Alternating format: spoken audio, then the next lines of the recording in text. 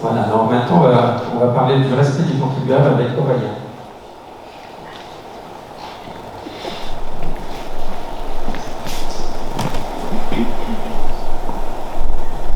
Donc, à chaque mandature, dans toutes les communes, la volonté du maire sortant, c'est d'être réélu ou de faire élire un adjoint pour cela.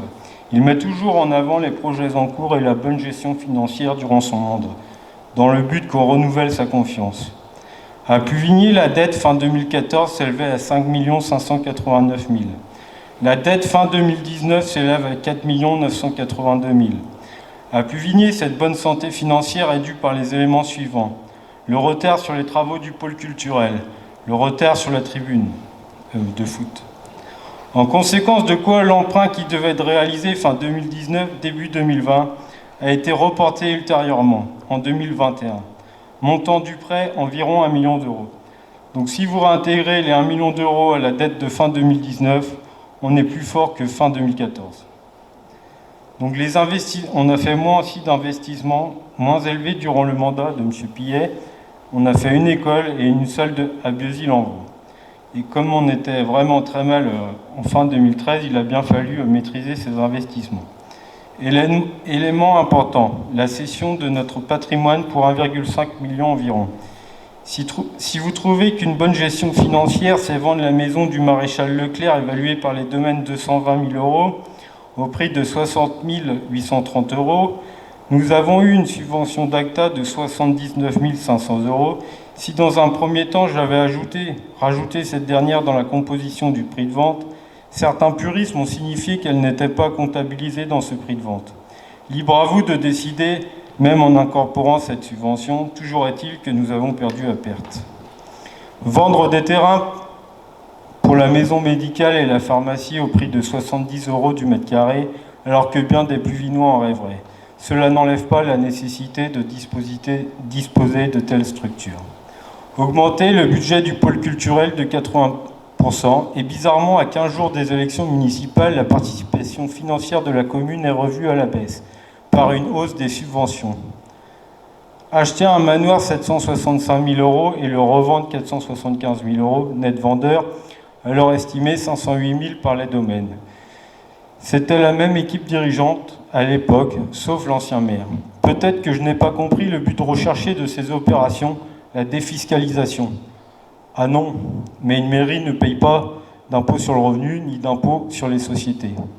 Pourquoi vendre notre patrimoine? Un achat malheureux et un coût d'entretien élevé, manoir du Gouerne. Lors de la première réunion, j'avais dit qu'on avait chauffé le manoir de la date d'acquisition à la date de vente. Mais en fait, j'avais oublié de dire qu'il y a un carreau qui était cassé, donc à partir de ce moment-là, on avait coupé le chauffage. Aussi, le désendettement de la commune. Une commune relativement proche a cédé à tout va son patrimoine. Et la première décision du maire, ça a été augmenter de ses indemnités. Nous prenons le même chemin. Ou alors, comme à Pluvigny et d'autres communes, des annonces purement politiques. On financera cet investissement sans emprunt. Cela montre notre bonne gestion financière. Je vais passer au projet de Bodevno. Un projet privé auquel le Pluvinois participera. Projet démesuré avec un problème certain sur la rentabilité des cellules commerciales. Projet qui va détourner la clientèle du centre vers cette zone. Projet qui va anéantir la valeur des fonds de commerce de nos commerçants avec des difficultés à trouver des repreneurs lors de départ en retraite. On va se retrouver avec des commerçants qui partiront en retraite sans rien, alors que leur capital retraite est la valeur de leur fonds de commerce. Des locaux vides, puisqu'ils ne pourront les transformer en habitation tout de suite. Alors a priori, il y a une nouveauté, c'est qu'on va dévier le bourg tout l'été. Donc en fait, c'est la triple peine pour les commerçants. Il y a eu des travaux cet hiver, le confinement, certains ont été fermés. Et maintenant, on nous annonce que le bourg va être détourné. Projet qui aurait nécessité une prise en charge par la communauté d'une étude d'impact sur l'économie du centre-ville. Je rappelle que cette obligation date de 2020. Bizarrement, le projet est passé en octobre 2019. Chacun pensera ce qu'il veut. Au moins en façade, la municipalité sortante aurait pu se vanter de se soucier des commerçants et aurait pu bénéficier de voies complémentaires. C'est un acte politique. Comme quoi, même un expert comptable peut faire de la politique. Projet basé sur une projection de population de 10 925 habitants d'ici 2025. On est aujourd'hui 7800 habitants. Il faut savoir qu'atteindre ce seuil de population va engendrer des investissements complémentaires, une cantine, des écoles, le cimetière, mais j'ai vu qu'il y avait des travaux, le collège, la station d'épuration. Le collège est géré par le département. Concernant la station d'épuration, c'est l'ACTA qui finance. On peut se poser la question s'ils auront assez de recettes fiscales dans les années à venir pour le faire. Le pays d'Auray est fortement touristique et sera fortement impacté par le Covid-19. D'autant plus que la qualité de l'eau se détériore et des travaux sur les installations du littoral devront être réalisés. Sinon, les ostréiculteurs se retrouveront dans la même situation qu'en décembre dernier. Par ailleurs, compte tenu du poids de Pluvigné au sein d'ACTA, on peut se poser la question si nous serons prioritaires. En effet, quand on voit la durée de traitement pour la nouvelle station d'épuration de Lecoil-Mardon, il est légitime de se poser la question. Avec le Covid-19, beaucoup de personnes réaliseront dorénavant du télétravail et cherchent actuellement à fuir les grandes villes. Des communes comme Pluvigné, avec sa vitalité actuelle, auront de grandes chances d'accueillir quelques nouveaux citoyens avec des compétences nouvelles. Ce ne sera pas le cas si Pluvigné devient une ville dortoir avec la mort annoncée du centre-ville. Donc en fait, j'avais fait aussi un petit tableau en mettant les investissements de la zone. Je ne sais pas si tu peux le passer.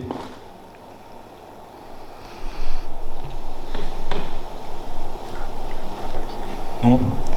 Donc en fait, recette de la commune. Donc il va avoir la taxe d'aménagement du porteur du projet, évalué à 790 000 €, le magasin de bricolage, le magasin alimentaire et les cellules commerciales.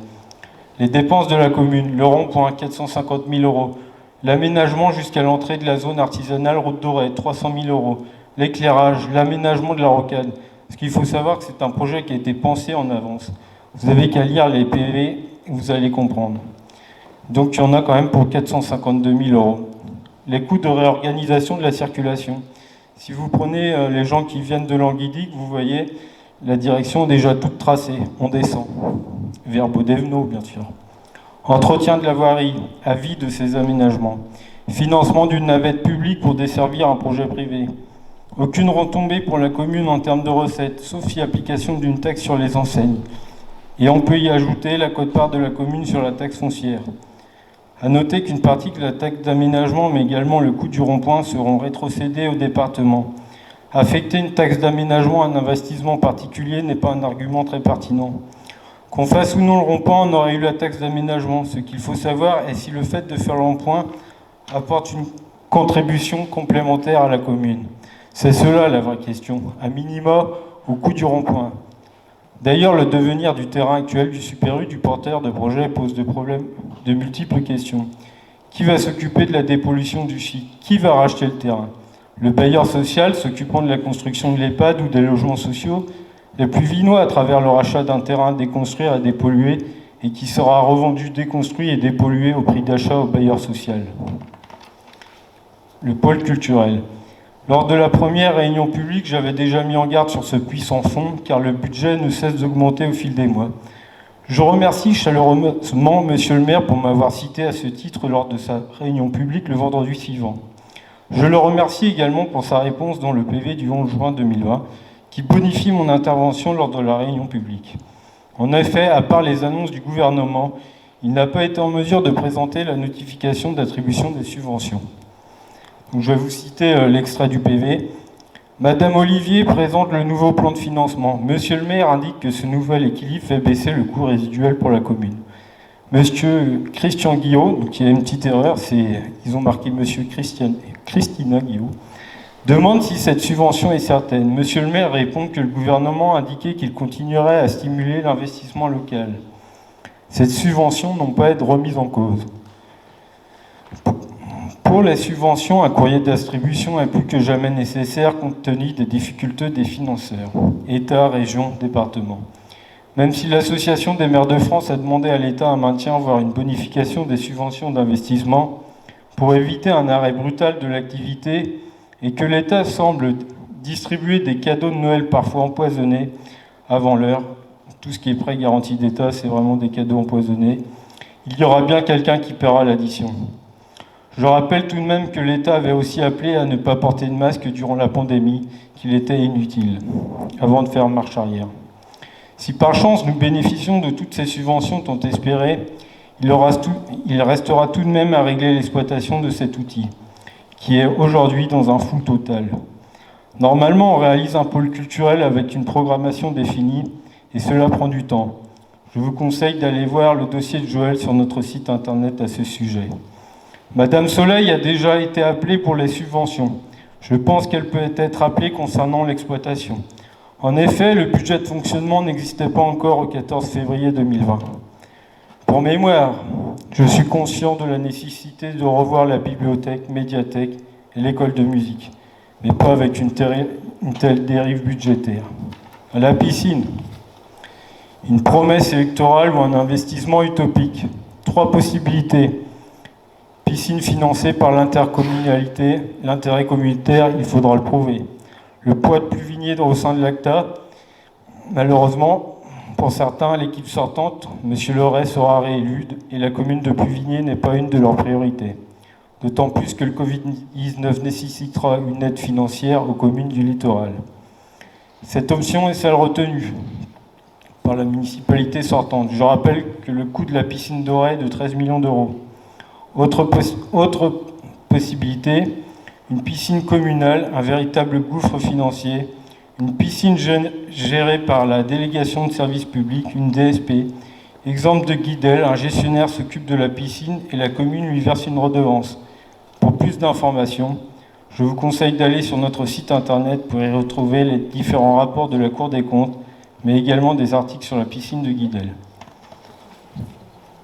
En conclusion, je regrette sincèrement que la liste Pluvigné Ressources Communes ne puisse vous proposer un parc d'attractions, une patinoire ou encore des aires de jeu dans chaque quartier. Nous avons une vision réaliste de l'économie d'aujourd'hui et de demain. Actuellement, la véritable priorité concerne nos artisans, commerçants et tous les acteurs économiques de notre commune, et non les investissements loufoques qui sont proposés. D'autant plus qu'une vague de licenciements s'annonce et qu'il est opportun de maîtriser la pression fiscale sur les ménages. Il convient de maintenir ses capacités financières pour soutenir l'activité et les commerces. Tout investissement non maîtrisé financièrement aura plus que jamais des conséquences irréversibles et graves. L'incertitude nécessite plus que jamais la prudence pour soutenir le monde économique, les associations et accompagner les habitants. La réponse toute faite de la municipalité sortante est la suivante. L'économie n'est pas de notre ressort, c'est le domaine d'ACTA. Effectivement, l'économie est de la compétence d'ACTA. Dans les parcs d'activités, en dehors, c'est la mairie.